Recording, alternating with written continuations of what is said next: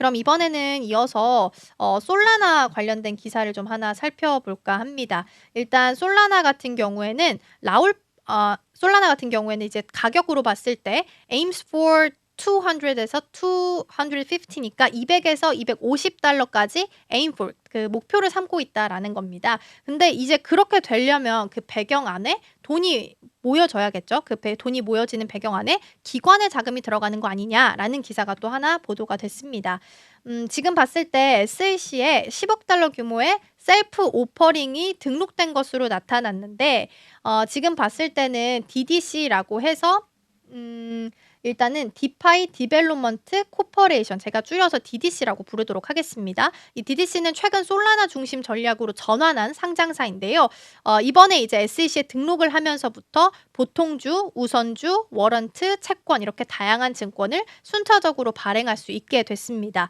DDC는 현재까지 약 3,440만 달러 상당의 솔라나를 매입을 했고요. 추가 매수 자금을 조달할 것으로 예상이 되고 있습니다.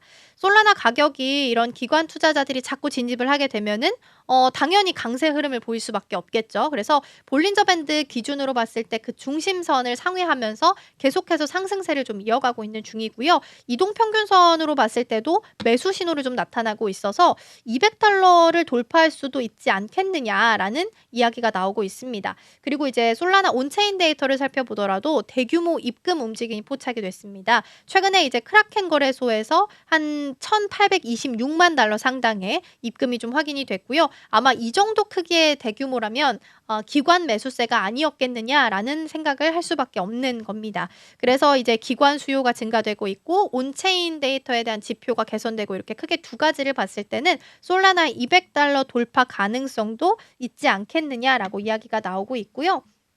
지금 한 일주일 기준으로 봤을 때는 2% 정도 올라오면서 145달러 선에서 거래가 좀 되고 있는 상황입니다. 다음 사진에 있는 인물은 라울팔입니다. 골드만삭스의 전 임원으로 알려져 있죠. 라울팔이 솔라나를 제치고 수이, 새로운 코인인데 이제 이 알트코인 수위를 가장 선호하는 레이어 1 블록체인으로 지목을 하기도 했습니다. 최근 수위가 가격 저항선 돌파를 앞둔 모습까지 보이면서 강력한 상승 흐름을 타고 있는 건데요.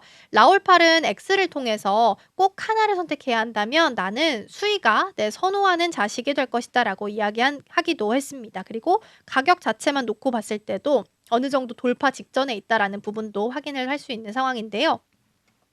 라울팔 외에도 수위에 대해서 굉장히 긍정적인 평가를 내린 인물들이 많이 있습니다. 암호화폐 트레이더 미카엘 반데 포페가 최근에 이제 비트코인 스테이킹과 대출을 포함한 비트코인 디파이 영역에서 수위가 빠르게 채택되고 있다라면서 강세 의견을 밝히기도 했습니다. 그래서 전반적으로 만약에 시장이 본격적으로 상승 국면으로 전환을 하게 된다면 가장 빠르게 가장 많이 퍼포먼스를 보일 종목 중에 하나로 수위가 이야기가 좀 되고 있는 상황이고요. 다가오는 시장 사이클에서 중요한 프로젝트 중에 하나가 되지 않겠느냐라고 주목을 받고 있는 상황입니다.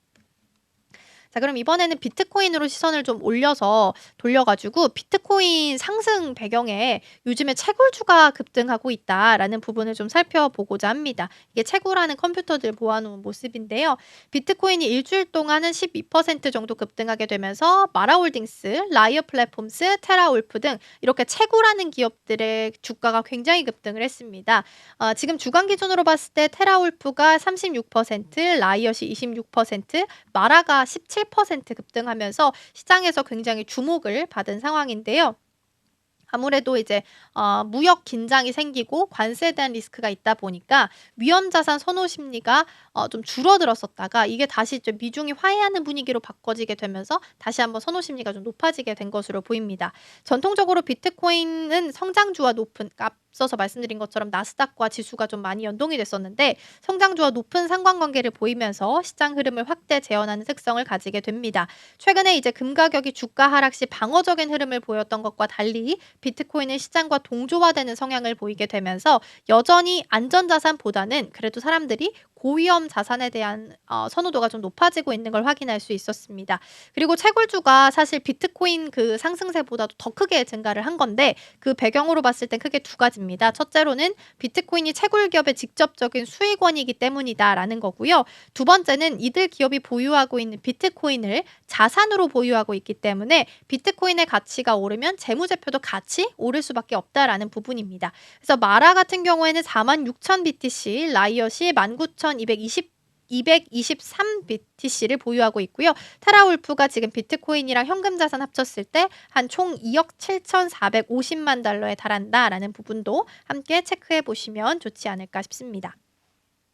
이번에는 비트코인 숏 퀴즈에 대한 내용도 함께 좀 살펴볼 텐데요. 더 크립토 베이직에 따르면 비트코인 가격이 지금 95,000달러 회복했다가 좀 내려와서 93,000달러에 있는데 숏 포지션 축적과 또 주요 청산 구간 형성에 따라서 숏 스퀴즈가 나타날 수 있다라는 겁니다. 숏 스퀴즈라고 보면은 공매도를 쳤을 때 포지션을 했을 때 청산 혹은 커버를 위해서 발생하는 매수세를 의미를 하게 됩니다. 그러면 숏 스퀴즈가 나타나면 당연히 가격은 상승세를 좀 보이게 되겠죠. 그래서 그렇게 된다면 지금 95,000달러까지 회복을 한 상태에서 숏 스퀴즈가 나타나면 97,000달러도 가능하지 않겠느냐라는 게 이제 가장 중요한 내용입니다. 그래서 꾸준한 상승세를 좀 보이면서 95,000달러까지 지금 회복을 한 상태이고요. 주간 기준으로 8%, 월간 기준으로는 한 15% 정도 상승을 했습니다. 그러나 이제 여전히 97,000에서 10만 달러까지 그 구간 안에서 대규모로 유동성 클러스터가 존재하고 있어서 97,000달러를 돌파하게 된다면 대규모로 숏 청산이 반대로 나타날 수도 있다라는 부분도 염두를 좀 하셔야 될 것 같습니다.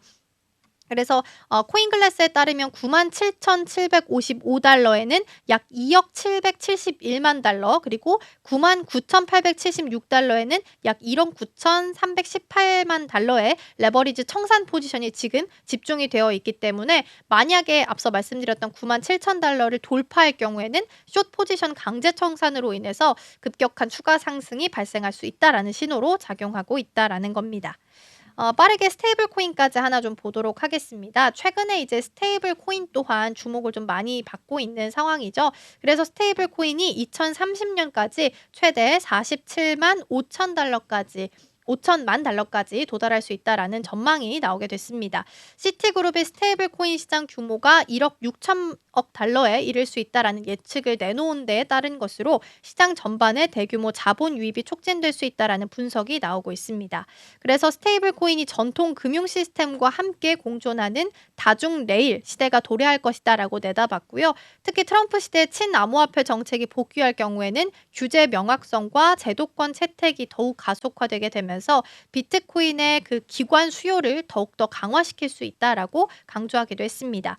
지금 스테이블 시장 규모를 봤을 때 2,400억 달러 수준인데 이 부분이 조금 더 커질 수 있다라는 부분도 함께 챙겨보시면 좋을 것 같습니다.